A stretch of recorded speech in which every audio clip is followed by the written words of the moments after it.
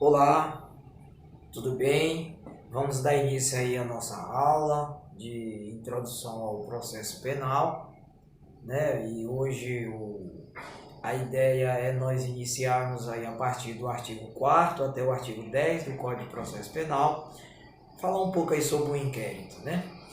Vou aqui pela primeira vez me apresentar para vocês. Eu sou o senhor Rolando Moura Moura, tenho formação específica, sou bacharel em Direito, também tenho pós-graduação aí na área do Direito Público. Estou agora no mês de julho concluindo aí minha segunda pós-graduação aí, que é no Direito e Processo Penal, e eu senti assim de colaborar com alguns interessados aí, os acadêmicos, os estudantes das ciências sociais, pessoal aí que trabalha na área da segurança pública, os policiais, os investigadores, no âmbito geral também alguns advogados, algumas pessoas que trabalham também na advocacia, que fazem parte de algum escritório, que são auxiliares da justiça, e todos aí interessados em conhecer essa matéria aí, bem ardilosa, uma matéria difícil de compreender, de entender, que é a questão do inquérito policial. Ainda mais agora aí com essa deflagração aí das buscas e apreensão da Polícia Federal, a partir de um inquérito aí com alguma natureza duvidosa, né? Apesar que o IP, o inquérito policial, não tem nenhum rito específico, mas ele tem a autoridade definida em lei que pode aí autuar ou fazer todo o seu acompanhamento, a sua administração, em especial os delegados de polícia, aí, que são pessoal de carreira, tem uma exigência legal, tem que ser bacharéis em direito, e não cabe aí no nosso sistema acusatório juízes conduzir inquérito policial. Com uma exceção na lei de falência, que inclusive foi revogada, que tinha lá o instituto, que o juízo na lei de falência poderia conduzir o inquérito, mas isso foi inclusive revogado na nova temática aí. O que é o inquérito policial? O que é isso? Para que serve? Quais são os parâmetros do inquérito policial? O inquérito policial ele é uma luta entre garantias e interesse de persecução penal. Ou seja, de um lado tem as pessoas que defendem, aquelas que têm a ideia mais positivista, mais legalista, uma ideia de mais segurança através dos indiciamentos e da imposição ali dos rigores da lei. De outro lado tem aí os militantes das garantias fundamentais, dos direitos constitucionais, que às vezes advogados, algumas pessoas que atuam na área de defesa, as pessoas mais ali garantistas. E isso exaure aí um grupo, uma gama muito pequena de pessoas que atuam nesse ponto, que é das garantias individuais. E o inquérito policiais, ele se pauta em 5 pontos. Primeiro, busca a materialidade delitiva. Segundo, os indícios de autoria. Terceiro, é necessário, que nem sempre consta no inquérito policial, que é a questão ali das circunstâncias judiciais, as circunstâncias que ocorreu aquela situação daqueles fatos. Por quê? Por que nós, assim, estudantes aí, mais garantistas, temos esse embate aí ferrenho entre um que quer punir aos rigores da lei e outros que quer garantir ali os direitos constitucionais, da ampla defesa, da presunção de inocência. Então é essa luta. O inquérito policial, eu acredito que seja a coisa mais drástica que uma pessoa pode sofrer. Até porque o indiciado, ou a pessoa que é convidada a ir à delegacia prestar esclarecimento, quando ainda não tem inquérito instaurado, ela vai dar esclarecimento, ela pode estar sabendo de alguma coisa. Então vai vir lá, compareça à delegacia, você precisa vir dar esclarecimento, está acontecendo alguma coisa. Então, nesse ponto ainda não há indiciamento. Após o indiciamento, compareça à delegacia, você precisa vir aqui dar depoimento. Quem que dá depoimento em delegacia? Geralmente é testemunha. O réu ou indiciado, ele vai lá ser ouvido, isso tem que vir. Eu aconselho, com a nossa experiência assim, de atuação e as leituras básicas ali das notas de culpa, das questões em flagrante, ou até mesmo do relatório ali do inquérito, tem as minúcias ali, de olhar ali, ter aqueles cuidados ali, porque uma frase no inquérito policial significa muita coisa. Uma frase ali, após uma vírgula, aquilo tem uma carga muito grande de complicações no sentido de imputação penal. Por exemplo, o artigo 4º do Código de Processo Penal, que aqui nós só iremos ler o artigo 29 do Código Penal. A ideia aqui é o processo, é o procedimento. Tudo que é procedimento é processo. Tudo que fala como fazer é processo. E aquilo que fala como que é a questão da lei. Entendeu? Então, o Código Penal em si é estático, ele precisa dessas garantias, dos procedimentos, aos rigores das garantias e segurança jurídica, para que tenha sua aplicabilidade. Então, o Código Penal, embora tenha algum artigo que versa sobre o procedimento, a quantidade de pena, a questão do concurso material, que está lá no artigo 70 das associações, do tamanho da pena, mas nesse sentido ele é procedimental. Do contrário, ele é estático. Ele vai falar da imposição legal ou não de uma lei. Mas o fermento para fazer, de como aplicar aquela coisa, está aqui no Código de Processo Penal. Então, você que nos acompanha aí no nosso canal, Rolando Moura, o nosso método Rolar, ele é um método muito simples. Qual que é a ideia? Ir lendo, e rolando, e passando, para que você tenha uma compreensão mais prática, sem adentrar aí nas teorias, direto na prática. Por exemplo, artigo 4º do Código de Processo Penal.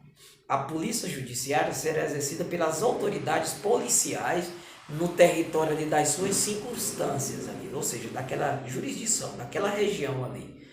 Cada estado, cada cidade tem suas divisões, ou até mesmo por macro. Um exemplo aqui no estado de São Paulo, imagine que uma pessoa ela é compelida pela polícia numa grande São Paulo, aí tem que ir pelo CEP, você tem que ir naquele CEP, que tem lá, jogar no Tribunal de Justiça, tem um local lá, pesquisa por CEP, você saber qual que é o juiz competente, qual que é a polícia judiciária daquela jurisdição. Apesar que tem ali, entre as polícias, eu estou falando de polícia judiciária, polícia investigativa, não de polícia administrativa, que é a questão da PM e outra de ordem de segurança, polícia rodoviária, eu estou falando da polícia indiciária, que atua no inquérito policial. Existe também os compartilhamentos. Às vezes a polícia está investigando uma cidade, mas ela vai compartilhar com a polícia local, porque é por uma questão de juízo natural daquele local da infração penal. Por que eu falo do local da infração penal?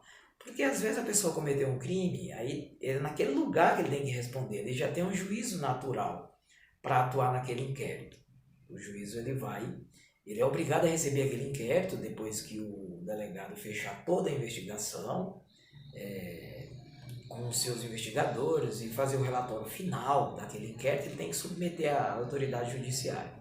Então, aquele juízo natural que vai ter aquela responsabilidade objetiva de atuar naquele processo. Para que não dá esses rumores aí que está acontecendo aí nessa questão aí do inquérito lá das fake news, né? Como o nosso direito penal ainda não evoluiu para taxar como crime fake news, existe aí uma publicidade das redes sociais, e as pessoas falam, mas não tem lá um tipo penal que fala que fake news é crime. Então a pessoa pode fazer lá, atingir a honra, uma coisa, mas é outro crime, é um crime até do âmbito que eu entendo que é privado. A questão da injúria, a calúnia, a difamação, são crimes de natureza privada, ou seja, nem sempre tem o interesse da ordem pública. Então, diante dessa premissa, já dá para ver que o inquérito policial tem que ser indiciado ali pelos delegados de polícia, né? Qualquer um do povo que tiver conhecimento vai informar e ali vai se iniciar o inquérito. Ao contrário desse inquérito, que o parágrafo único desse mesmo artigo fala que a competência definida nesse artigo não excluirá autoridades administrativas, ou seja, tem os inquéritos administrativos, que é lá nas questões internas, aí da polícia militar, das corregedorias, né? E quem por lei seja conferida essa função, por lei. Ou seja, a lei fala que, no mínimo, o Ministério Público ele tem que acompanhar ali aquele inquérito, para que ele não tenha vício. que é o questionamento lá que eu coloquei, até cheguei a citar no vídeo, que eu entendo que é irregular esse inquérito que está em andamento e acredito que vai até um pouco trazer uma ideia de segurança jurídica. Aqui eu não estou defendendo quem defende o presidente ou alguma pessoa que é a favor ou contra essas questões da rede social. Estou falando da questão do inquérito, a condução. Então, como quebrou lá sigilo telefônico e bancário de várias pessoas, isso eu acho que cabe até, inclusive, um mandato aí, um habeas corpus de trancamento desse inquérito. Então vai terminar prejudicando aí toda uma defragação da Polícia Federal. Por quê? Se fosse alguém que tivesse informado ao Toffoli, ele como presidente, aí ele teria de ofício encaminhado a PGR lá. Mas ele fez o contrário, ele direcionou um relator. Então ele é o juiz, eles são o juiz, eles são o investigador. Então isso aí vai contra o princípio aí acusatório, né? O nosso sistema de processo penal. De um lado tem o acusatório, de um lado tem a questão da defesa e de um lado tem um julgador. Aí no caso, uma pessoa, um só está fazendo a função dos três, né? Então, isso viola aí. Nos crimes de ação pública, né? O inquérito policial será iniciado, né? Aí se for de ação pública, ele pode ser iniciado de ofício, mas de ofício por quem? Eu entendo que é pelo delegado de polícia. Ou o Ministério Público pode ali, ou mediante requisição da autoridade judiciária ou do Ministério Público, ou a requerimento do ofendido, a quem tiver a qualidade para representar. Ou seja, nesse caso aqui, aí dá uma margem de interpretação, né? Porque essa questão do ofendido, aí se a pessoa se sente ofendida, ela pode ir lá. Só que a letra A aqui do parágrafo 1º do artigo 5º tem que narrar o fato, todas as suas circunstâncias. Ou seja, se você pega o inquérito policial, desde o seu início, ele vai exigir todas as circunstâncias. Por que as circunstâncias têm que estar além dos fatos? Porque o réu ele se defende dos fatos e as circunstâncias são uma das condições para ação penal. E é um quesito taxativo lá do artigo 41 do Código de Processo Penal, que o Ministério Público, a população, tem que demonstrar as circunstâncias. Aí eu te procuro. Como que quando você vai ler o inquérito policial e você não acha lá, só acha o indício de autoria e a materialidade, você não acha todas as circunstâncias que ocorreu aquilo? Eu entendo que essa vai levar uma ação penal aí capenga, né? Aquela ação penal genérica, né? Que é 95% das ações elas são genéricas. Então, essa é a ideia da nossa aula de estudar o inquérito policial. Por quê? A partir do inquérito policial bem estudado, bem questionado, você já pode começar aí com a sua defesa indireta. Olha, o inquérito policial faltou as circunstâncias, faltou a situação objetiva. Então, diante dessa constatação, vai se violar a ampla defesa, né? o devido processo legal. Então, o réu tem dois direitos que são inerentes a ele. Primeiro é de ser bem investigado, o outro é de ser bem acusado. Por quê? Como você vai se defender de algo genérico que você não sabe? Fica difícil aí para a defesa atuar. E o artigo, a letra B do artigo 5º vai falar da individualização do indiciado. Ou seja, não é porque tem um monte de pessoas envolvidas, principalmente no crime de tráfico, de droga, que a pessoa vai responder pelo mesmo crime.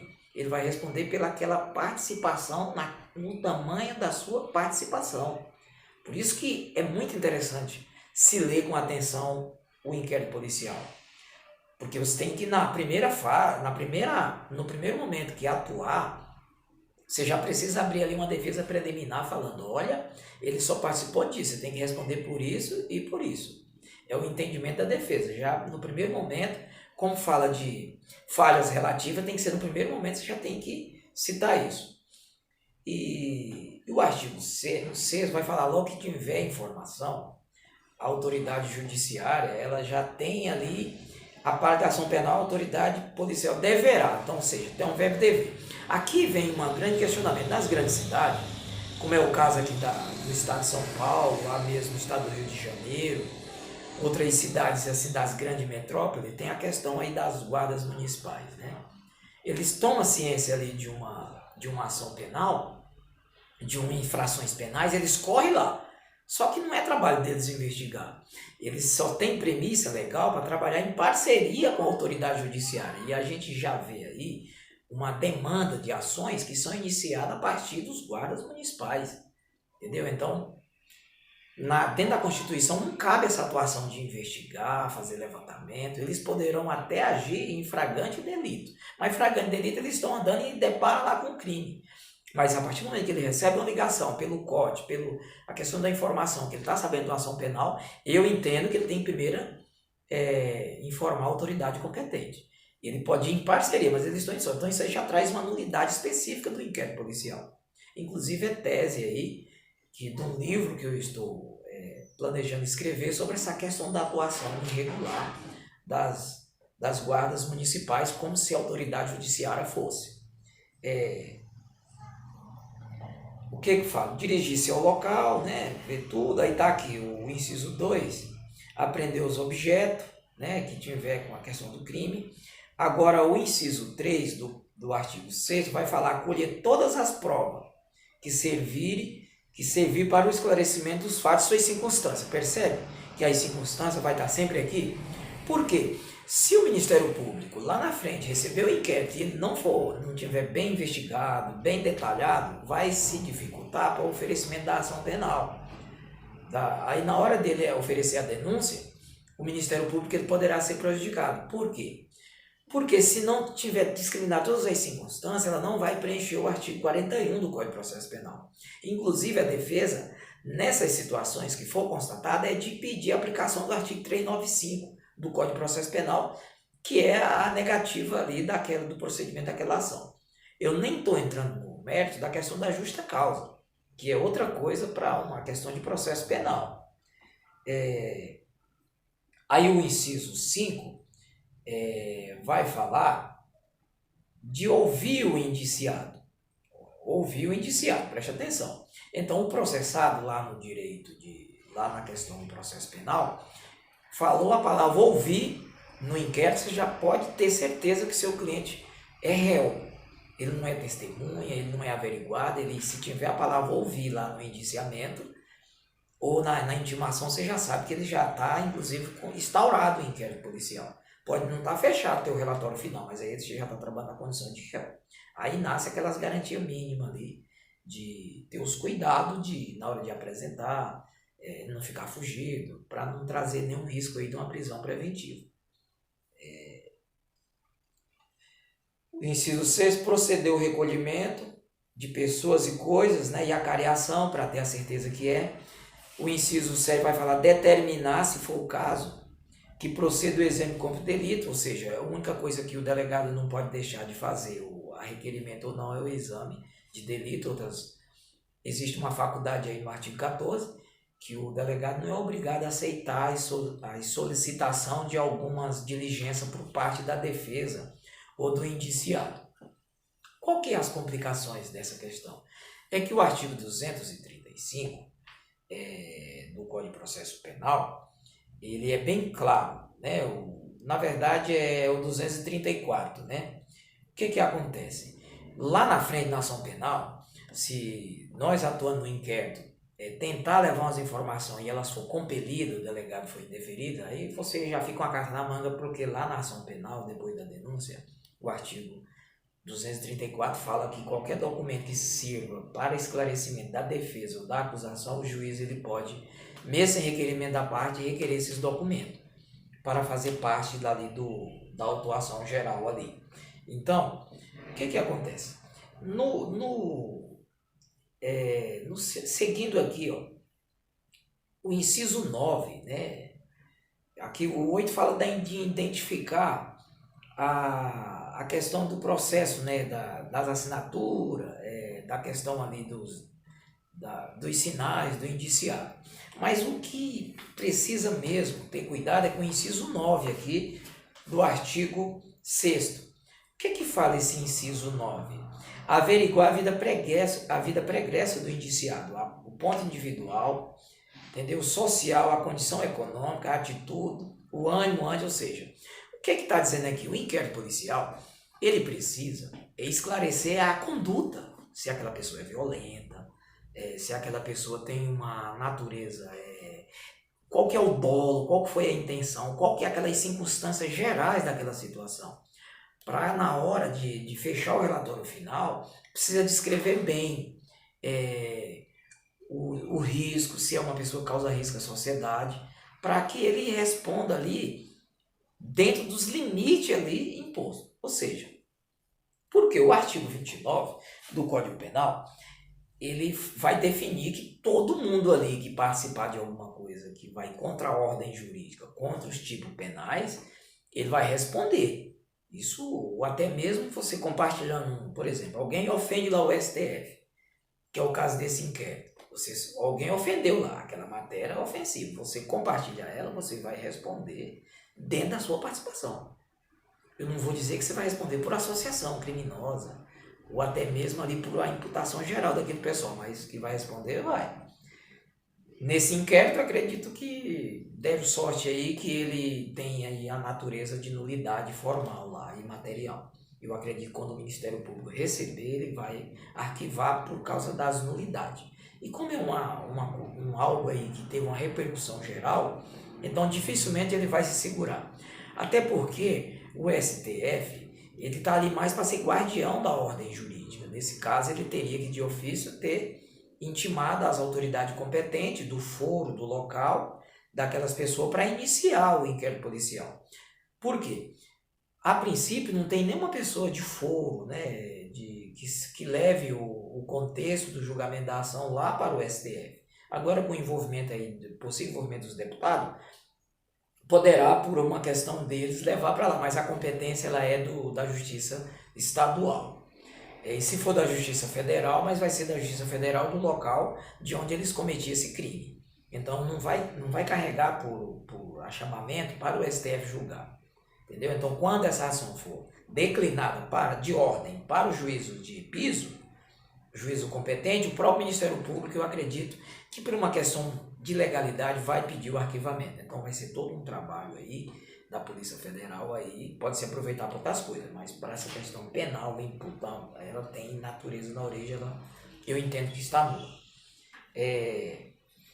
Colher as informações sobre a existência de filho, porque se o indiciado tem filho menor de 18 anos, aí tem a menor de 12 anos, de 6 anos, aí tem as condições lá do artigo 318 do Código de Processo Penal. Ou seja, você não pode prender. Às vezes ele é uma pessoa que é o único provedor da criança, como é que você vai prender? Quem que vai cuidar da criança? Até porque a normativa da Constituição, eu entendo que tem uma falha nessa questão da criança, né? Lá fala que primeiro a família, segundo a sociedade, depois que é o Estado. Eu acredito que esse artigo, se eu não me engano, 225, 226, a sua descrição ela vai contra. Como que uma pessoa que não tem nada no período de pandemia agora, nessas situações de recessão social, primeiro ele vai ter que cuidar da família, se ele não der conta é o vizinho, a sociedade, depois que é o Estado. Eu acho que deveria ser o contrário, mas é uma lógica lá do legislador para que a ideia do Estado mínimo, né, está inserido ali. 7. Para verificar a possibilidade de haver infração ter sido praticado determinado modo da autoridade policial, poderá proceder à reprodução simultânea. Aqui está falando, às vezes acontece um homicídio, aí tem que ir lá. Imagina uma pessoa que sofre um abuso e tem que recordar isso, fazer de novo. Então cabe aqui uma questão de levando mais para sentido de um homicídio, para fazer lá as questões, para ver como que aconteceu, só toda a reconstituição do crime. Havendo prisão em flagrante, será observado o disposto no 2 e 9, né, que é a questão lá se tem criança menor, se a pena vai até 4 anos. Então aí tem que ver, ele tem que substituir essa pena aí por uma questão de multa ou a fiança, né? A última coisa seria prender a pessoa. O artigo 9. Todas as peças do inquérito policial serão num só processado e reduzido por escrito, né? Que aqui ainda fala do tempo da datilografia. Mas ela precisa ser una, ela não pode ter, o delegado de polícia ele não pode qualificar o crime. Ele não pode dar um modus de imputação para aquilo. Ele precisa recolher os indícios, a materialidade, todo o contexto, mas o papel de qualificar o crime fica para o Ministério Público. Ou seja, quando você pegar aí um inquérito que já vem qualificado da autoridade policial, aí ele viola o princípio da presunção de inocência. Você já pode estar pedindo aí a primeira preliminar da sua defesa indireta. Artigo 10. O inquérito deverá determinar o prazo de 10 dias. Ele está falando de prazo. Agora, essa questão do prazo aqui vai depender do rito legal. Por exemplo, na lei de droga, tem um prazo, a pessoa presa tem outro. Aí você precisa olhar as questões do próprio tribunal, tem os seus regimentos. Se não pedir alguma coisa, então fica nesse sentido. Qual que é a ideia aqui da nossa aula? Primeiro que precisa ler, né, o estudante, quem atua no direito, precisa ler o código, ler as minúcias, né? A nossa aula inicial, a ideia é melhorar essas minúcias do processo penal, né? Por quê? Hoje, você olha, o inquérito dá uma tristeza, muito simples, muito resumido, e isso termina prejudicando ali, você não tem uma ideia para criar uma antitese, para criar uma ideia defensiva em cima daquilo ali, então é muito que fechado. Então, qual que é o objetivo dele? Por autoria, o crime, né? A materialidade, se existiu o crime ou não, a circunstância da infração, né? Que é para saber, a questão do prazo, é uma questão de lei, né? Você vai encontrar a finalidade na formação da opinião do delito, crime, né? Para o titular da ação, que aí vai a questão do MP, né? Precisa também trazer todos os elementos ali da questão elementares das condições da ação, né? Porque senão vai prejudicar. Lá na frente, lá, o Ministério Público poderá ser prejudicado na hora de apresentar a ação penal. Ou apresentar uma ação penal no sentido de uma denúncia genérica e seu cliente, que você vai defender e ser condenado, às vezes, só por um indício, sem ter ali a autoria que, de fato, ele tenha cometido aquele crime ou tenha participado naqueles moldes, naquela imputação. Porque o Ministério Público, ele vai fazer a imputação geral. Ele não vai ali separar, cada um responde pelo crime. Então, cabe à defesa apresentar ali as contras-provas, rolar testemunha e demonstrar em juízo que aquele seu cliente, aquele que você defende, ele não participou nos moldes daquela imputação. Você tem que pedir, inclusive, a desqualificação aí da ação penal. Então, a justa causa ela tem que ser muito definida. E um dos princípios para a justa causa é a imputação lá do indiciamento, dos fatos. Então, precisa ter muito cuidado. O inquérito também é fonte, né, de outras questões cautelares, né? Às vezes as pessoas não sabem, mas através do inquérito, por meio dele, que o juiz pede algum bloqueio, pede busca de quebra de sigilo telefônico, então através do inquérito pode-se buscar outras medidas fora do inquérito. Então tem que ter então ele fornecia tudo isso, né? Qual que é a sua natureza jurídica, né, do inquérito? Daí eu deixei de falar no final, para que você entenda que ele tem uma natureza jurídica. O inquérito policial ele não é do nada, né? É uma coisa antiga, mas em 1988, com a Constituição, com as premissas lá do artigo 5º, inciso 55, ele entrou no rol das questões administrativas. Então, cabe aí defesa, cabe juntamento do documento, cabe acompanhamento. Hoje ele foi relativizado, então tem toda uma garantia aí para que a pessoa não seja compelida a responder por algo além do que ela participou ou não participou. Então, hoje, a sua natureza tem que ver a essência desse inquérito policial. Precisa ver também se ele respeita o ordenamento jurídico, né, que é o caso desse que eu estou dizendo que ele é falho. Tem que ver o seu enquadramento jurídico, né, quando você for ler, ver se ele enquadrou juridicamente direitinho. E para não macular as condições da ação penal. O que acontece? Hoje, 95% dos inquéritos policiais eles têm vício. Vício na origem, vício na sua natureza jurídica, tem vício na sua circunstância, tem vício no indiciamento. Hoje, e muitas pessoas estão se levando para dentro da ação penal que jamais participaram de algum crime. Se não tiver uma boa defesa, não tiver os cuidados mínimos, você poderá ser prejudicado, ou às vezes até condenado, responder por uma pena por falta de uns cuidados mínimos, que é uma mera leitura. Meu muito obrigado. É só uma aula introdutória. Futuramente a gente vai arrumar os equipamentos direitinho, com as cartolinas. Vai ficar muito fácil para você entender. Então, como eu falei no início, eu sou o seu Rolando Moura Bura, sou bacharel em Direito, trabalho na advocacia junto com um grupo de pessoas, sou um dos auxiliares, e tenho pós em Direito Público pelo Legale, e estou agora no mês de julho concluindo minha segunda pós-graduação aí, que é Direito Penal e Processo Penal. A ideia do nosso canal é ajudar, colaborar aí com os seguidores para criar uma coisa básica e estimular as pessoas a estudar o direito, né? Sou grato, meu muito obrigado e até a próxima aula. Vamos juntos!